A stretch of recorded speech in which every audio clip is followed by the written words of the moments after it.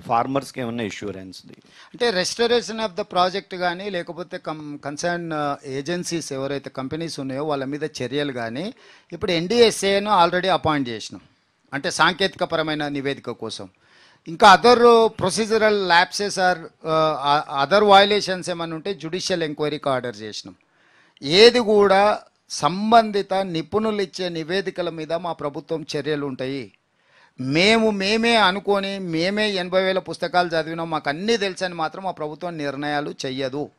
ఒక పక్కనే జ్యుడిషియల్ ఎంక్వైరీకి ఆర్డర్ చేసినాం, జడ్జెస్ కూడా అపాయింట్ చేసినాం. ఇరిగేషన్ వైపు వచ్చేసి supreme court judge and Lokayukta first chairman Lokpal చేసిన అతన్ని అపాయింట్ చేసిన. అప్పుడు ఉమ్మడి ఆంధ్రప్రదేశ్ కూడా చీఫ్ జస్టిస్గా పనిచేసిపోయినారు. రెండోది ఎల్ నరసింహారెడ్డి గారిని విద్యుత్ మీద. ఎల్ నరసింహారెడ్డి గారు వారి నిబద్ధత కానీ వారికి తెలంగాణ పట్ల ఉన్న కమిట్మెంటు నేను చెప్పాల్సిన పని లేదు, మీకు అందరికీ తెలుసు.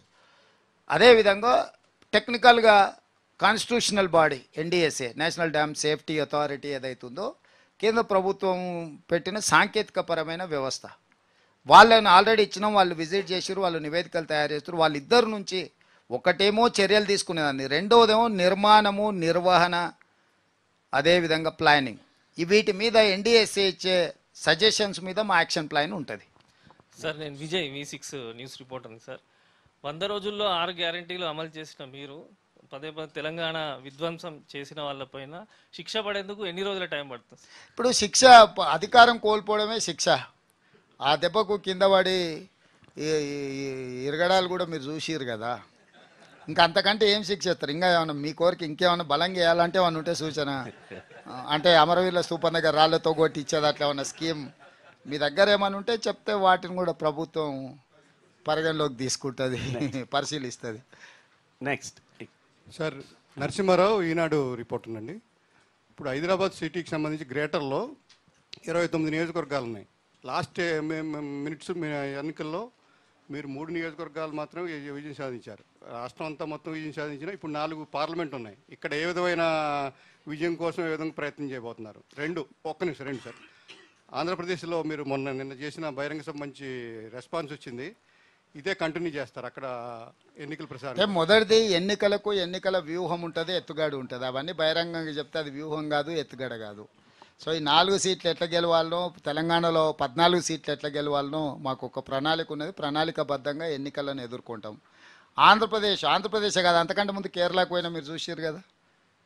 నిన్న ఆంధ్రప్రదేశ్కి పోయినా, ఇవాళ ఇప్పుడు మీ దగ్గర నుంచి చక్కగా మహారాష్ట్రకి వెళ్తున్నాం. మాది జాతీయ పార్టీ, జాతీయ స్థాయిలో నాకు ఏ బాధ్యత అప్పచెప్పినా పర్యటన చేయాల్సిందే. భవిష్యత్తులో కూడా ఒకవేళ ఆంధ్రప్రదేశ్లో పర్యటించమని ఏఐసిసి ప్రెసిడెంట్ మల్లికార్జున్ ఖర్గే గారు ఆదేశిస్తే తప్పకుండా ఆంధ్రప్రదేశ్లో కూడా పర్యటన చేస్తా. Next. Sir, Sandeep from Telangana today, sir. Sir, your action plan to bail out water crisis, sir. Will you be approaching Karnataka government? Yes, we are trying to reach Karnataka government. They have to react on those lines. Now election code is there. Now officers has to take up this issue in Karnataka as well in Telangana. Next.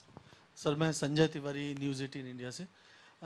आपने बोला कि आपकी सरकार को गिराने की साजिश हुई।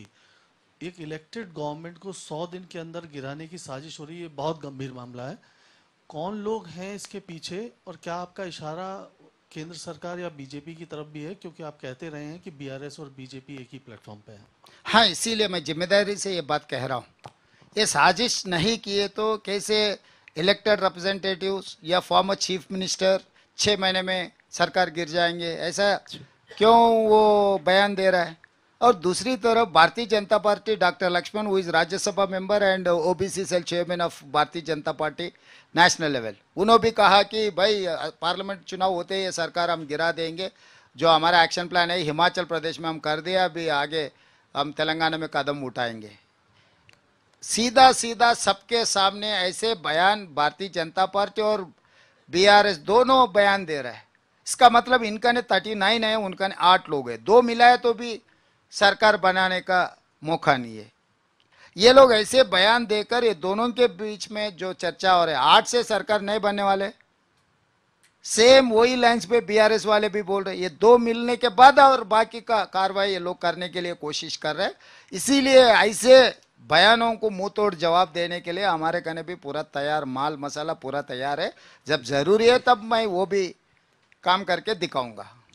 सीएम गारू ఇక్కడ అరవింద్ అండి, పొలిటికల్ ఎడిటర్, రాజ్ న్యూస్.